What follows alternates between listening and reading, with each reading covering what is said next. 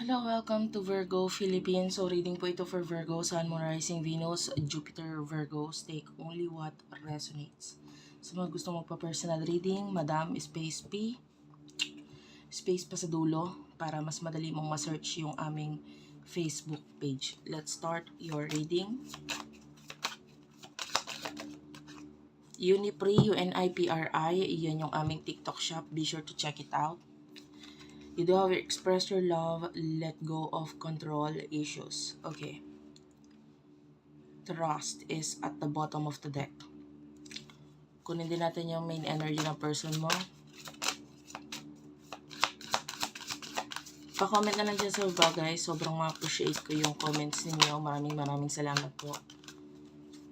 Kahit po heart lang smileys, malaking bagay yun sa akin.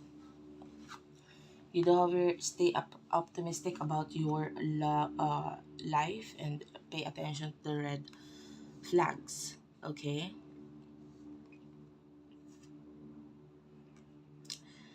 So, you do have to express your love. So, sa nakikita natin main energy mo, pagdating sa person nakakonect mo, you are the one na gusto mo yung i-express yung emotions mo sa kanya.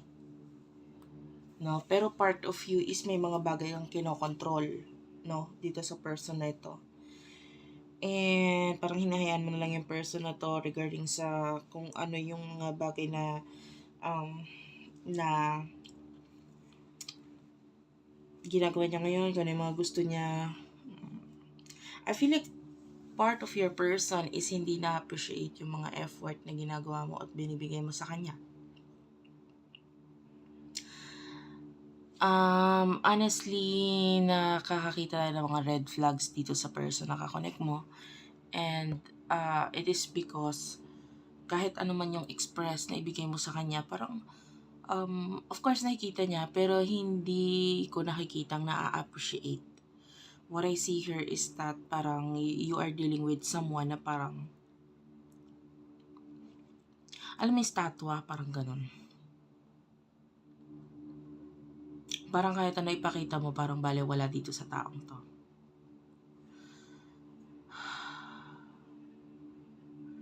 But, you know, the good thing about this is that yung spirit guides or yung angel guides mo are there with you.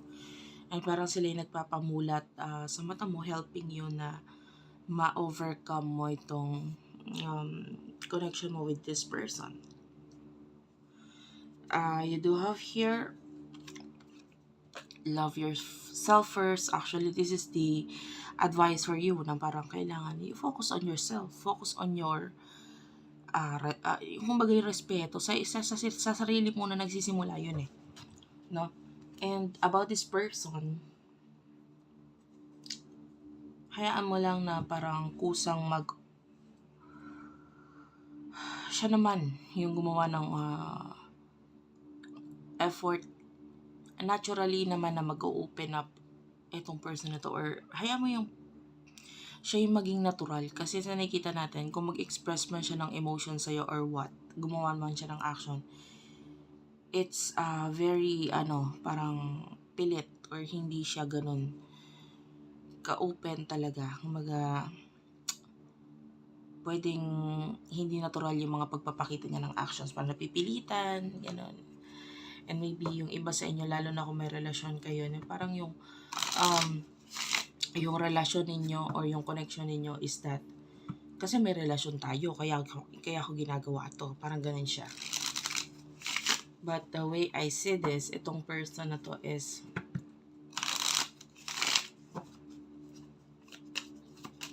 pwedeng hindi rin siya nagiging totoo sa sarili niya regarding sa pagpapakita niya ng emotion sa'yo. So let's talk about the feelings ninyo sa isa't isa. You do have your mirror, paradise, and keys on a ring. You do have here the butterfly, the self-indulgence, and the cassette. Okay. Bottom of the deck is the palm tree. Yung iba sa inyo, pwedeng, I don't know, but lalo na kung may relasyon kayo and then may live-in or relasyon, mag-asawa, or um, kasi maaaring nakikita mo itong person na to as a source of your stability or vice versa. Pwedeng yung relationship na to tumatakbo kasi may money na involved, or kasi siya yung nagpo-provide para sa akin, parang ganun. May ganung energy. And hindi ko alam kung ano yung gagawin ko pag nawala tong taong to, parang ganun. The way I see this is that yung emotions mo para sa kanya, you're mirroring each other.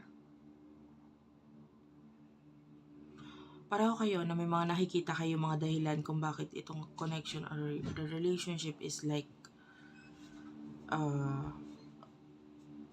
nagre-reflect ng mga old wounds or ng mga bagay na dapat ninyong i-heal sa sarili ninyo. So with the Paradise, nakikita natin you are happy with this person. Kaya part of you is kaya mo ina-express yung emotions mo dito sa person na to. Kasi may mga bagay na nakakapagpasaya pa rin naman sa'yo because of this person.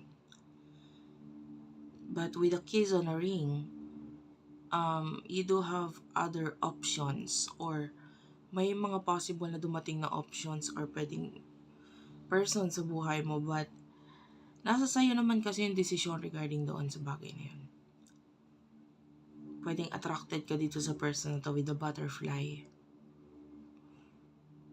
The problem lang sa butterfly is kung saan siya nadapo. So, yung emotions nito person to is, if ever nang parang mawala or wala ka sa buhay niya, there's a possibility na may nakikita niya na may iba naman dyan. So, hindi lang ikaw yung ganun naman talaga sa relationship. It's all about commitment. It's all about choices. But the person that you're dealing with is that nakikita niya na may other choices pa dyan. Pero ikaw nakikita mo, pero yung decision mo is to choose this person. No? Pero yung person na to, focus niya sa sarili niya, emotions sa sarili niya, etc.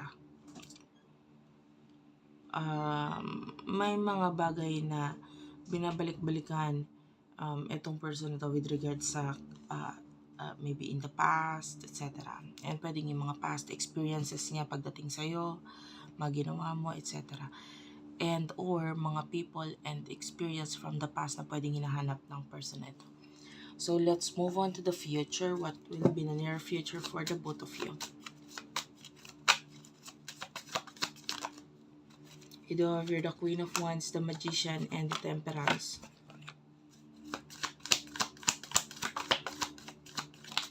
In the near future for you,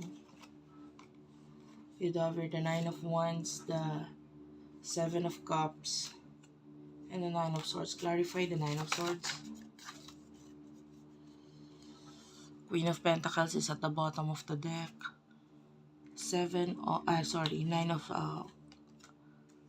Nine of Pentacles and the King of Wands.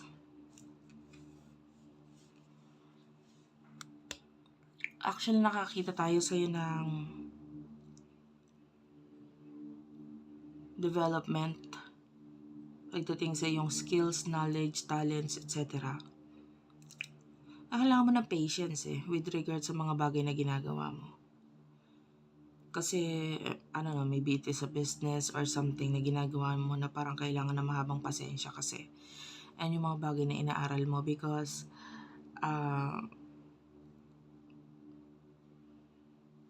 marami ka namang magigain or makukuha from that, pero kailangan mo lang nahabaan yung pasensya mo talaga. Pagdating sa person mo in the future, sa mga bagay na gusto niya, I can see challenges dito. Whether it's love and money, career, nakakita tayo ng mga challenges dyan. A good thing is that lagi ka naman na dyan for this person. Pero parang I don't feel like nakakatulong yung part mo doon. Kasi parang itong person na to, parang siya mismo yung may mali na dapat ayusin niya yan sa sarili niya. Kasi hanggat di niya yun inaayos, hindi maaayos yung mismong challenge na yun. Kasi siya mismo yung challenge eh. Siya mismo yung problema. No? And you are there to support this person. The thing is that may times na na kailangan niyang makinig sa'yo, but the problem is that there are times na hindi naman kasi niya ginagawa yun, yung pakikinig. Yan. So, yeah, that is it for now. Thank you for watching. I love you all and bye-bye.